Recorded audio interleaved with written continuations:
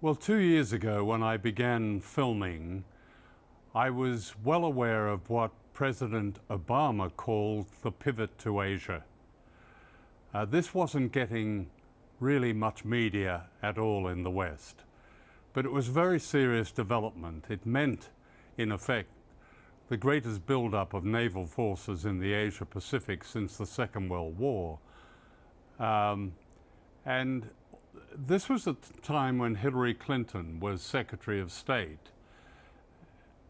She was making a number of statements that, within the context of US-Chinese relations, were provocative.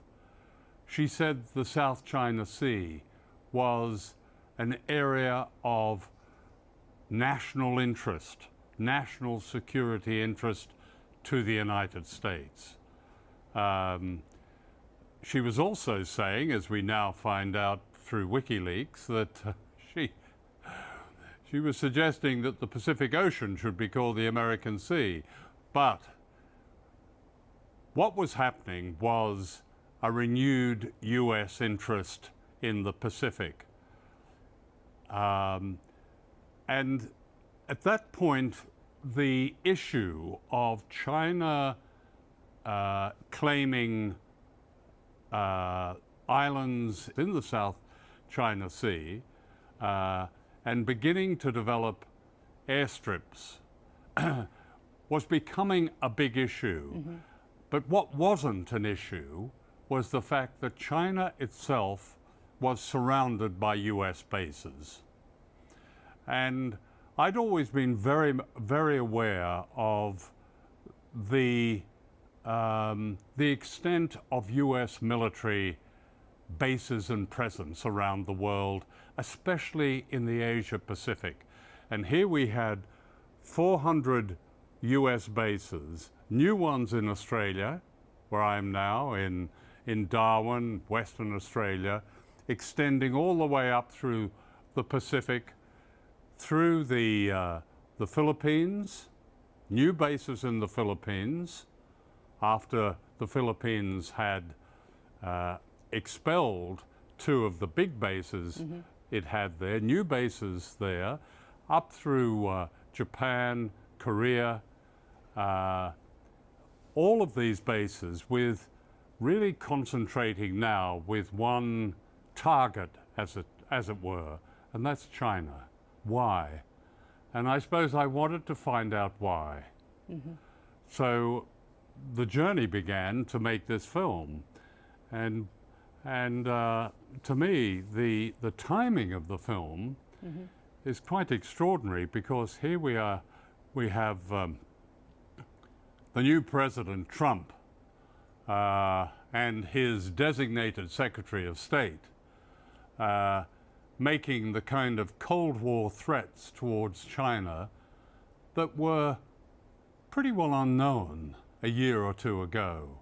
Something has happened.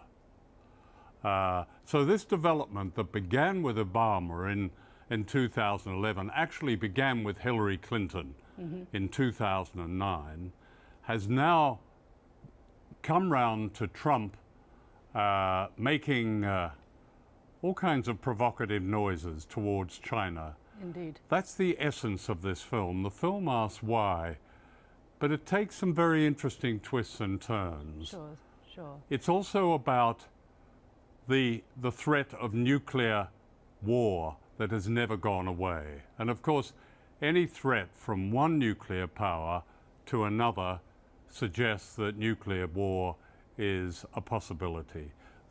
So that is the overall reason for making this film. Yeah.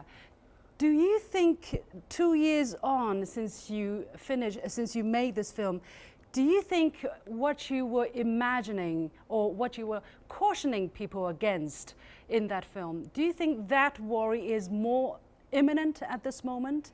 I mean, when you were making this movie, you had no idea that President Trump is going to win the presidential election, and he's going to nominate Tillerson as his potential Secretary of State, who is now describing China's intention on South China Sea as that of Crimea. My own view, my personal view, is that although a lot of noise is coming from Trump, Trump is no more dangerous than Obama and his Secretary of Defense. Some of the most provocative, aggressive statements came out of the Pentagon during the Obama years. And really this whole policy of, if you like, confronting China was born during the Obama years and has been picked up by Trump. Trump clearly has a problem with China. For one thing, he promised a lot of people during his election campaign that he'd get them jobs again. And he blamed China for taking their jobs away. There was a certain absurdity about this. So very much, it seems very much part of Trump's policies, as far as we can tell, is to change the rules of trade engagement with China. How he does that, I don't know. I mean, there are contradictions here. For one thing, he seems to be wanting to make peace with Russia. Yes. That is one coherent strand all the way through Trump's dialogue or his electioneering. He wants to do some kind of a deal with Putin. My own view is, then we must ask the question, why then is he so aggressive to China? Although Trump doesn't represent the current US national security establishment, and we're seeing the reaction of this national security establishment to Trump as they try and put hurdles in his way even before he is inaugurated as president. But my own sense is that the United States, at this very critical time in its history, when it feels its world dominance ebbing away, that it is almost doing the reverse of what Richard Nixon did in the early 70s. He's trying to divide Russia and China. So make peace with Russia and be aggressive towards China. It was the other way round with Nixon. Yeah. It was make peace with China and be aggressive to Russia. Somehow we're That's feeling... only a theory. Yeah. Something has to explain this. Yes, yes. We're all anxious about what exactly is going to happen, what exactly is his intention. And also, let's not forget, he has also nominated very hawkish persons in his future cabinet. For instance, the defense minister is the so-called Mad Dog Mattis, who is also very hawkish on policies with China. So we are going to see. I'm sorry to interrupt, but you have to consider that Defense Secretary Ash Carter was, in my opinion, one of the most verbose provocateurs, one of the most aggressive secretaries of defense I've known. The man barely gets up in the morning before he's making some aggressive statement about either China or Russia or all the US perceived enemies. And he made a very interesting speech about this time last year to the Washington Club, in which he said, and I paraphrase him, but those who challenge the dominance of the United States, we will confront. And I think that's what this is about. I think there are many things here. There's Trump's own view of grandstanding on behalf of all those that he promised to make the economic situation of the United States better again.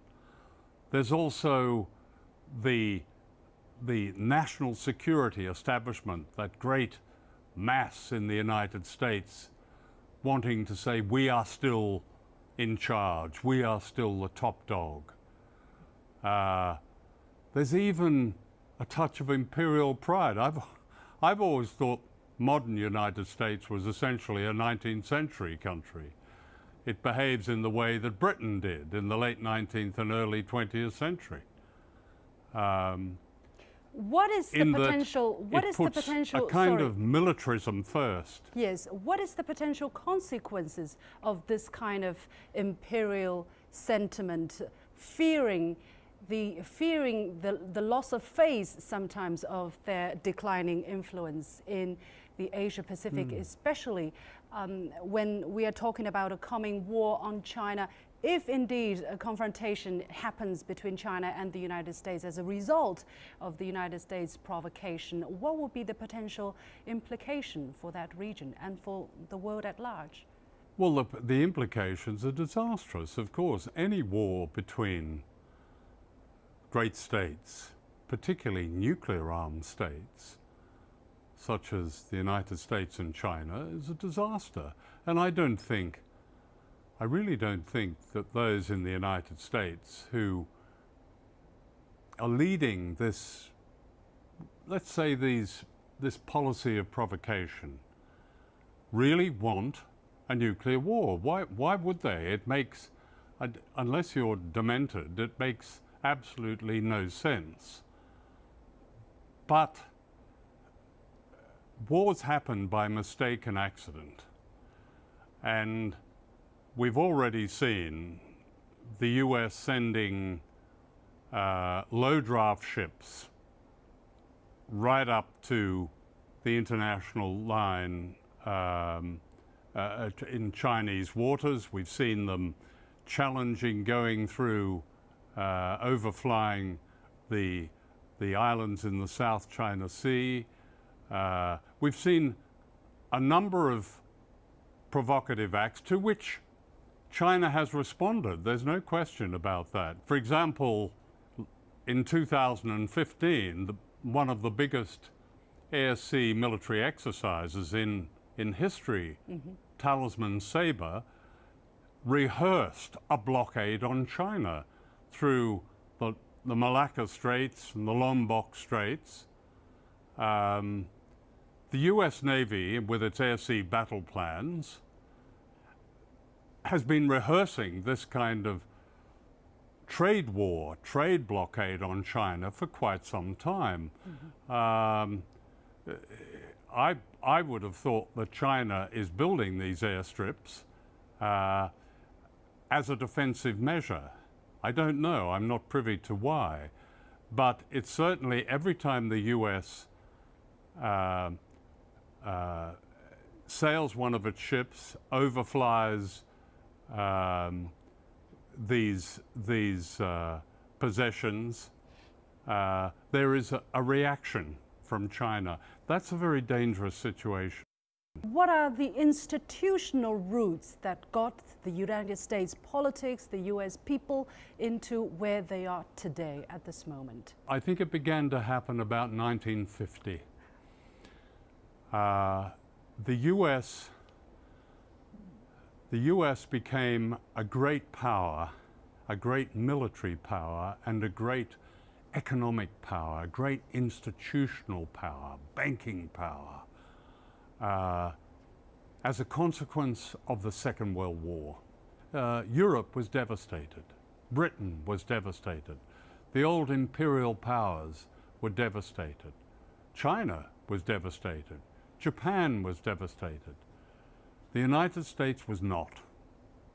The United States emerged in 1945 as a power that perhaps even those running the US never imagined it would become. And my own view is that the US assumed this, almost this self-given role as the world's great power during the Korean War, when it saw that it had two great competitors, particularly the Soviet Union and also in China, but particularly the Soviet Union. And it assumed this role as, it's still called in the Western press, the leader of the free world. Although those of us who are outside the United States would question that, that terminology, but within the US power structure, that is a very powerful force. It's like a political presence in the United States.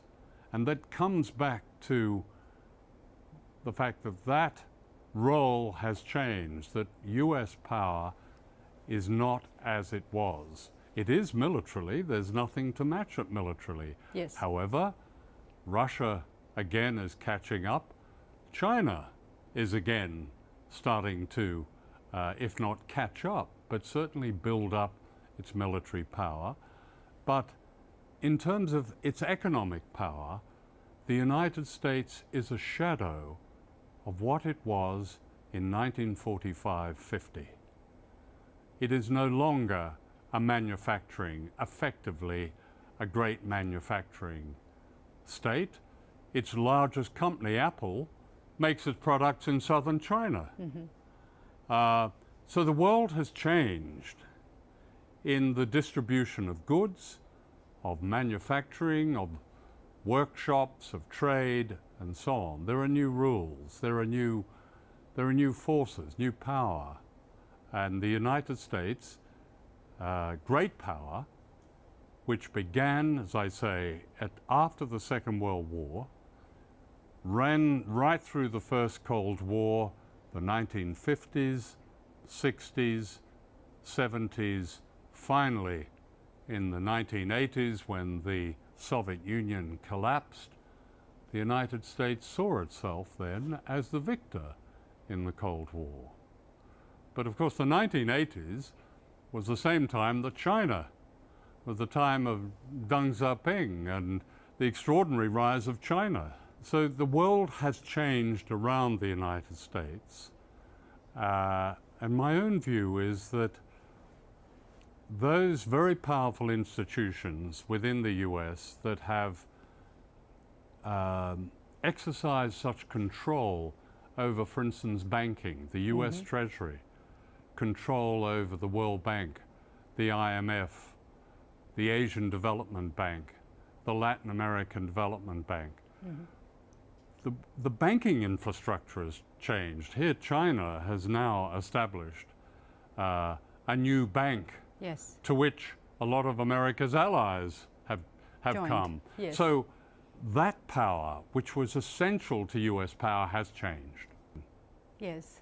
Now, while you were making this documentary, I understand that you traveled extensively to the Pacific, to the Bikini Island, for instance, where where the locals were used as guinea pigs to see the effects of hydrogen bombs.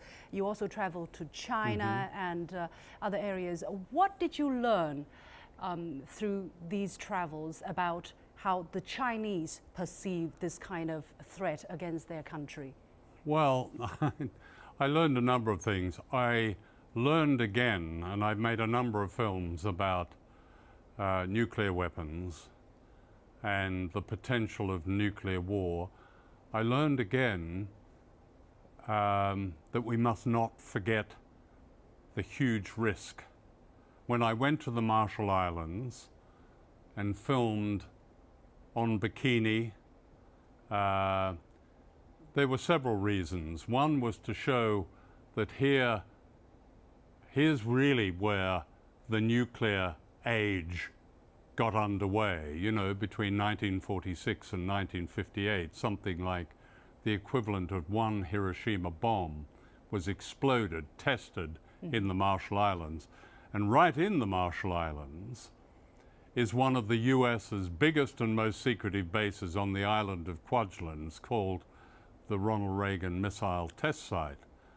And it was, when you look at the old archive, as I did in making this film, the reason this base was set up was, as the commentator said, the threat from communist China.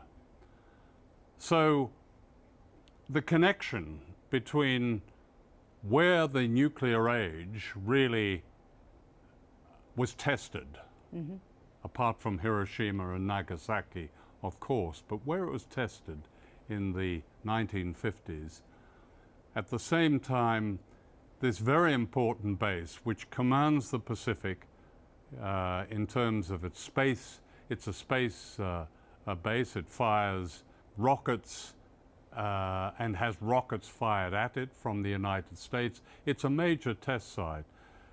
The whole aim of this base is China. Yes. Let me ask you the question here. Now that's John, been please, there for... Please let me interrupt you here. I understand that was the era, that was the thinking during those times, that the people in the United States or in the West were very, how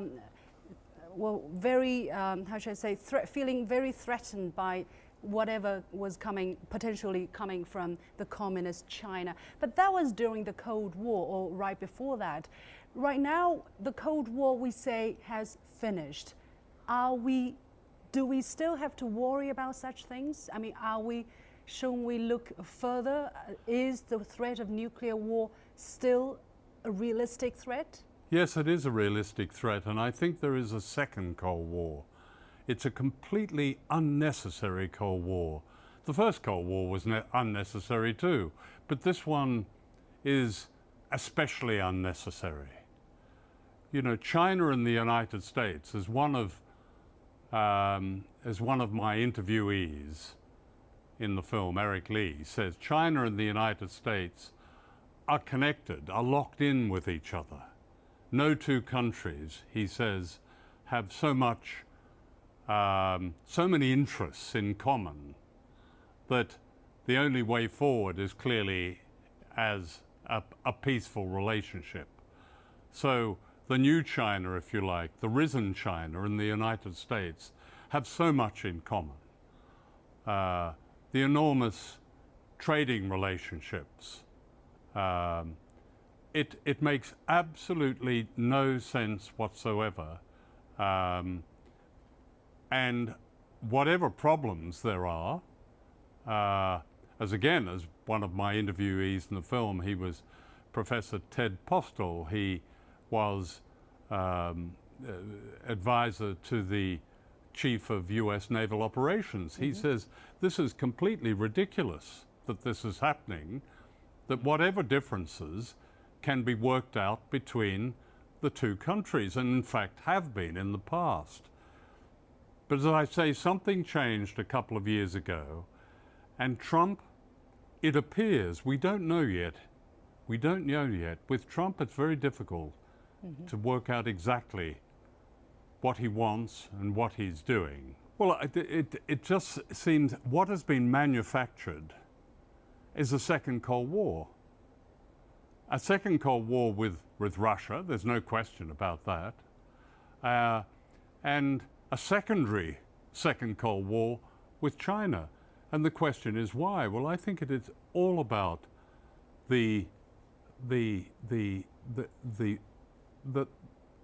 fading dominance of the United States. It is not the top dog anymore. There are other great states. China is probably now the world's biggest economic state. Or second biggest, but it doesn't matter. It is in the course of a generation, China has become an enormous economic power. That is seen in Washington. For those who see the world in terms of American dominance, that is seen as a threat. Doesn't make a lot of sense to those of us who prefer a peaceful world, but that seems to be the rationale. If these two countries were to avoid any direct conflict, either in trade or in military, what has to be done on the side of the United States and potentially on the side of China as well? In terms of US military presence around the world, the US has probably about 1,000 bases across every continent, every ocean. As I mentioned at the beginning, some of these biggest and most provocative bases are in the Asia Pacific. In Okinawa, there are 32 US military installations. On the island of Jeju, Korean island of Jeju. A new base has been built by the South Korean Navy, in fact purpose-built for the US Navy, for Aegis destroyers, nuclear submarines, etc. You know, something like 400 miles from Shanghai. Why? To contain China. But why? Why contain China? One US diplomat said to me in the making of this film, we can't seem to come to terms with the fact that we now have excuse me, we can't seem to come to terms with the fact that we now have to share the world, share our region, even share the Pacific Ocean. There is another great state on the other side of the Pacific Ocean. There's no reason why these two states can't live with each other and live with each other on perfectly good terms. So why not? He was asking this rhetorical question. Yeah. Well, it's reality that China So these are very uncertain times. Sure. It's reality that China is here. China is a huge country, the world's most populous country. The economy has risen greatly over the past few decades. This is not going to change. We're not going to bound our hands and say, let's stop growing. This is not possible. The Chinese people are hardworking people and will try everything.